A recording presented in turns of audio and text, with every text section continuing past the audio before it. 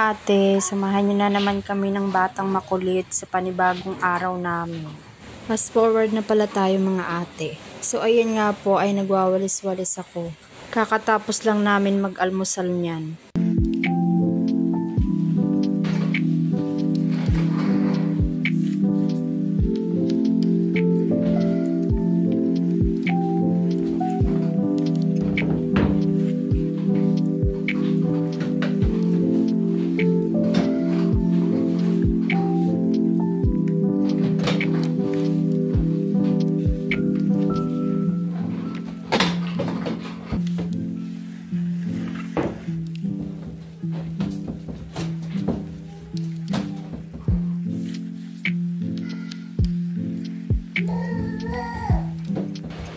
After ko nga magwalis ay nagmap na din ako.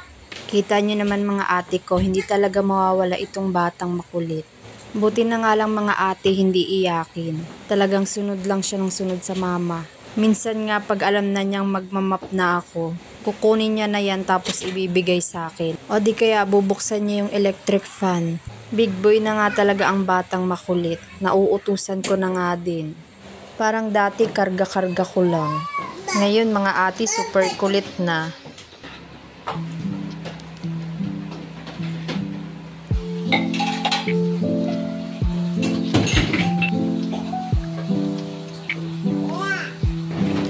Pagtapos ko nga magmap ay nagsali na ako ng bigas dahil wala nang laman yung lagayan namin.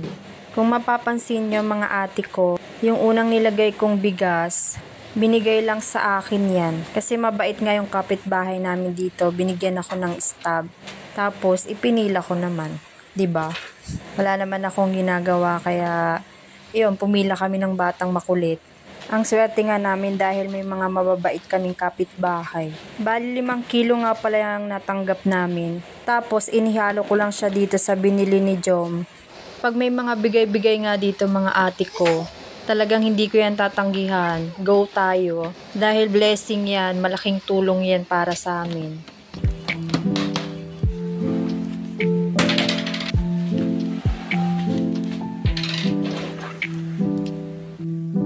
Ayan nga mga ate, nakaligo na kami ng batang makulit.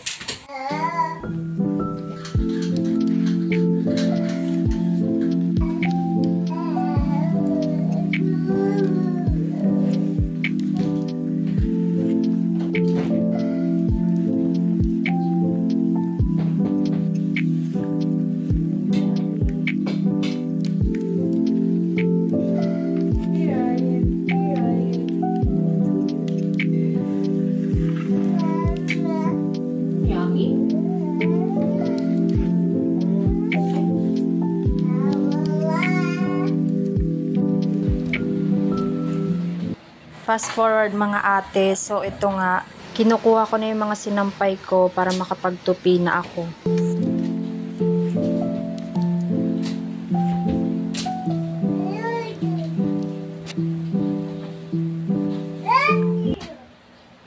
Itong batang makulit nga, ayan, tumutulong din sa mama.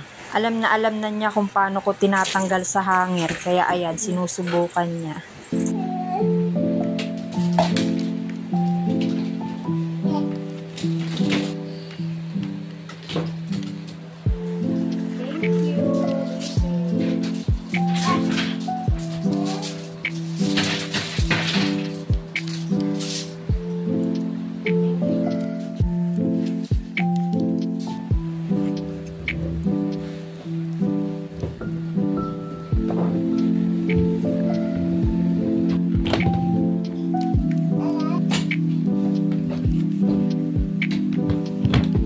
Eto nga mga ate, magluluto na ako ng aming dinner. So ito ang chicken natin dahil madami siya. Ang gagawin ko is hahatiin ko. Magsasabaw ako tapos yung kalahati piprituhin ko. Bali ang gagawin ko para siyang tinola pero hindi.